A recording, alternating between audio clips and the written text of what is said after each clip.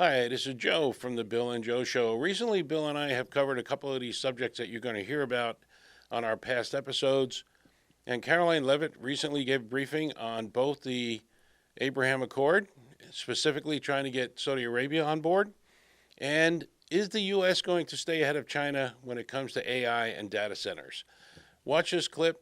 Very interesting. Caroline Levitt, here it is. If you like and subscribe, I really appreciate it. It helps the channel. Have a great night. Thank you. And then on the Saudi Arabian nuclear deal, what steps is the U.S. taking to get Saudi Arabia to sign the Abraham Accords? Sure. Well, the president himself has spoken on this many times. His Truth Social post this morning, and I will read it for those at home who missed it. The civil nuclear deal, there will be no enrichment of material, an important point being made between the Department of Energy and Saudi Arabia, which pertains only to non-military use.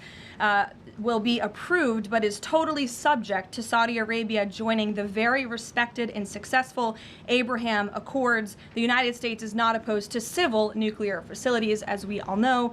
Look, this is a condition that the president has spoken about many times with our Gulf and Arab allies. He wants to see these countries sign the Abraham Accord. It was one of the most historic accomplishments of his first term, and it continues to be a long-term goal of his to expand those accords to ultimately come to a place where the Middle East can be a peaceful and stable region. And yes, this deal with Saudi Arabia, the energy deal, is contingent on this condition as far as the president is concerned. So we'll continue to talk with our Saudi counterparts to get the deal finalized and hopefully see them joining the Abraham Accords very soon. Alexandra. So good to see you now that you're back. You too.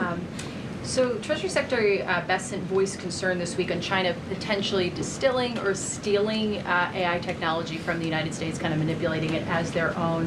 Anthropic said that the largest distilling attack happened last month. Do you think this will come up when the president meets with President Xi in September? Well, I have had the honor of being part of some of the meetings and discussions between President Trump and President Xi, and I can tell you there is always a wide range of topics that come up. I would imagine this would be something. It's of high importance to the president and of this administration to obviously ensure that America remains dominant in the AI race, and we're obviously tracking the particular situation that you mentioned. I have one more if you don't mind. This week we've seen some major players in Democrat politics voicing or alerting really on how much influence socialism, communism has had now on kind of mainstream Democrat politics. Is there any chance that the president would be interested or is considering working with left of center Democrats to push back on this? Well, unfortunately, we don't seem to have too many of those left in the Democrat Party. We have literal self-proclaimed communists who are winning elections and who are claiming to be the new leadership